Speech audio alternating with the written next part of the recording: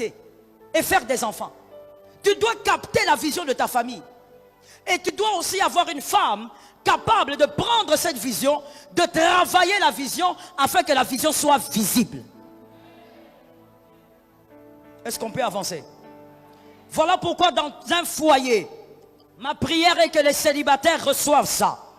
Les filles célibataires épousaient des hommes qui ont les yeux des aigles. Épousaient des hommes qui croient en Dieu fortement. Un père de famille doit être un homme spirituel. Ici chez nous au Congo, on a remarqué que c'est plus les femmes qui se mettent à prier beaucoup et les hommes sont en arrière. Mon frère, c'est un problème d'enseignement.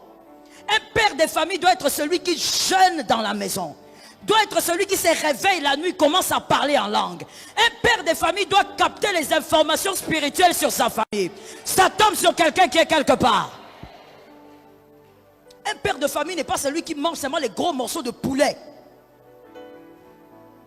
Un père de famille, c'est celui qui a la vision de la famille. Quand il faut prier, il ne carbure pas comme je t'ai vu carburer ici.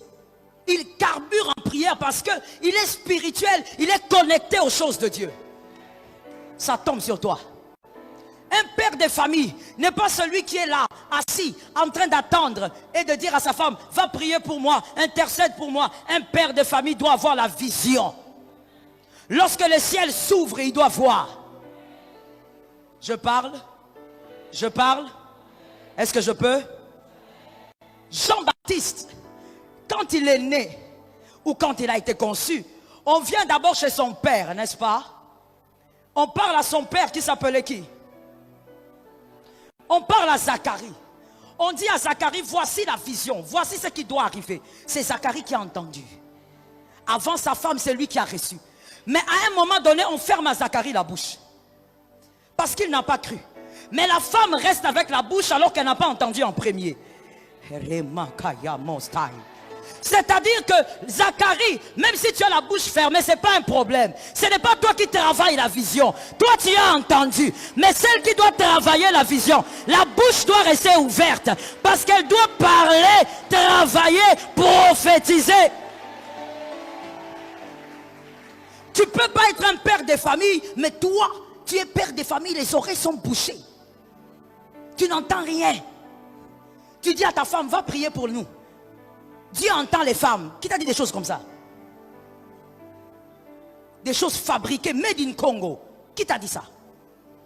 Tu pousses ta femme, va, toi prie pour nous. Ce n'est pas ce que la Bible présente. Un père doit être un homme de prière. Je veux que les hommes disent amen, que ça tombe sur eux. Un père doit être un homme de jeûne. Un père doit être un homme consacré. Sois mal à l'aise quand ta femme jeûne plus que toi. Sois mal à l'aise. Parce que toi tu dois entendre. Et la femme va parler pour concrétiser la vision. Que l'Éternel soit avec nous. Vous verrez que dans Genèse 22, 15 à 17, j'ai besoin de ce verset placé. Genèse 22, 15 à 17. Vous verrez que dans ce passage-là, quelque chose arrive. Abraham a capté quelque chose. Et lorsqu'Abraham capte, que quelqu'un m'entende bien, Abraham a capté de la part de Dieu le sacrifice. Il a compris que c'était ce que Dieu voulait pour sa famille. Abraham monte avec les sacrifices, ce n'était pas Sarah. Quelqu'un peut dire, mais pourquoi on n'a pas dit à Sarah? Elle est certainement émotive, elle allait refuser. C'est l'homme qui capte la vision, ce n'est pas la femme. Abraham est monté avec Isaac. Arrivé là-bas, la Bible révèle que Abraham voulait sacrifier Isaac. Mais à un moment donné, l'ange apparaît. Et l'ange parle. Et voici ce qui est dit au verset 16. Je le jure par moi-même, parole de l'Éternel, parce que tu as fait cela et que tu n'as pas refusé ton fils, ton unique. Je te bénirai et je te multiplierai.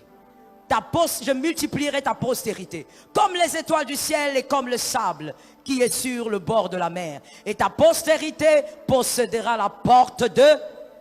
Ça tombe sur toi.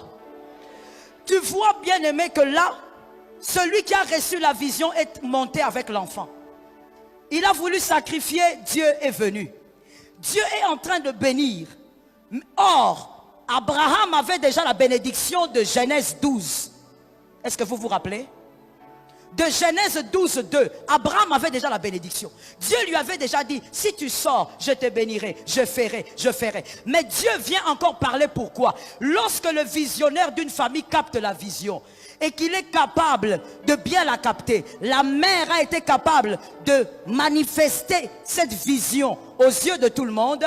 Dieu va amplifier la grandeur et la bénédiction de la famille.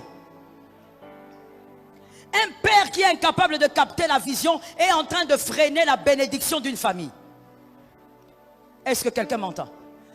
Dans ce récit, regarde là où Sarah a joué un rôle. Parce qu'il y a peut-être quelqu'un qui ne voit pas là où Sarah a joué un rôle. Pas seulement par le fait qu'elle a fait un enfant. C'est au-delà de ça. Dieu donne à Abraham la vision. Il deviendra grand par la descendance. Sarah et lui, évidemment, font un enfant. Mais ici, dans ce récit, on nous dit qu'Isaac est monté sur l'autel dans l'obéissance. Isaac n'a pas discuté. Isaac n'a pas résisté. Qui a vu? Isaac ne s'est pas débattu. Isaac, on lui dit monte, Isaac monte. Alors que c'est un jeune homme qui sait qu'on veut le tuer. L'obéissance provient de l'éducation qu'a donnée une mère. Que celui qui a dit Amen, l'Éternel lui accorde cela pour ses enfants. Sarah, elle a travaillé l'éducation d'Isaac. Au point où, lorsqu'Abraham fait monter l'enfant, l'enfant reste sur l'autel. Laisse-moi ouvrir une parenthèse. Est-ce que je peux ouvrir? L'éducation provient de la mère. La Bible dit d'ailleurs l'instruction c'est le père et l'enseignement c'est la mère. L'éducation provient de la mère. Le diable a été rebelle. Il a été mauvais jusqu'à faire ce qu'il a fait. Il n'avait pas de mère. Lorsque quelqu'un n'a pas été éduqué par sa mère par rapport à l'obéissance, il est susceptible d'être un rebelle. Lorsque l'éducation sur l'obéissance n'a pas été donnée à un enfant correctement, cet enfant a les gènes de la rébellion. Je compare maintenant avec un autre. Celui-là aussi vient du ciel. Celui-là aussi, d'ailleurs pas aussi, celui-là est éternel. Celui-là est redoutable. Celui-là on l'appelle Elohim. Romo Shakayama. Moi quand je cite son nom, je vois la gloire. Je vois les boiteux marcher. Je vois les aveugles voir. Je vois les sourds entendre. Il s'appelle Elohim. Celui-là, quand il doit venir sauver l'homme, il regarde le diable, il s'est rébellé. Il n'a eu aucune éducation maternelle. Lui, il entre dans les entrailles d'une mère. Je vais dire une chose forte, mais elle est biblique. L'obéissance du Christ était aussi due à l'éducation qu'il avait reçue. La Bible dit qu'il a été obéissant jusqu'à la mort. Je te démontre, moi j'aime bien, je t'ai dit moi je suis bibliste, je te démontre selon la parole. Jésus grandit, Jésus va aux noces. Arrivé aux noces, sa mère dit, Jésus il manque du vin. Jésus dit, ce n'est pas mon heure. Femme, qu'est-ce qu'il y a entre toi et moi? Ce n'est pas le temps pour moi, je n'ai pas encore commencé. Et la femme qui regarde, elle va chez les autres et dit, faites tout ce qu'il vous dira. C'est-à-dire quoi? La mère savait que son fils était obéissant. Elle était sûre par rapport à l'éducation qu'elle avait communiquée. Et quand elle est partie, Jésus est venu. Il dit, allez, remplissez les jarres. Il a la sémence de l'obéissance. Pourquoi? Parce qu'il y a eu une mère qui a introduit cette sémence. Je dis à quelqu'un, même dans l'église du Seigneur, quand vous voyez quelqu'un être désobéissant, il a des gènes de la rébellion. Il a manqué de recevoir une éducation correcte sur l'obéissance. J'ai besoin des amen. Quand c'est la vérité, il faut dire amen. Même si ça te pique, il faut le dire.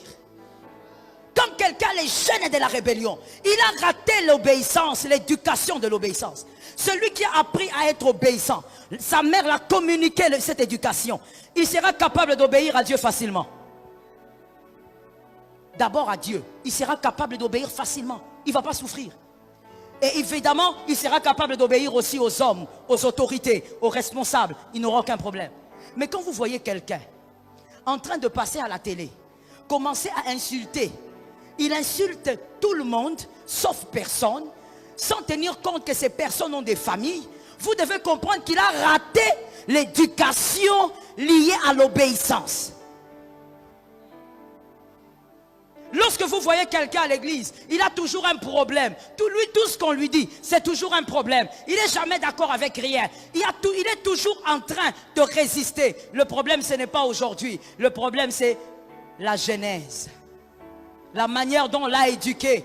Il y a eu des ratés quelque part. Voilà pourquoi, gloire à Dieu, l'église locale est là aussi pour la rééducation.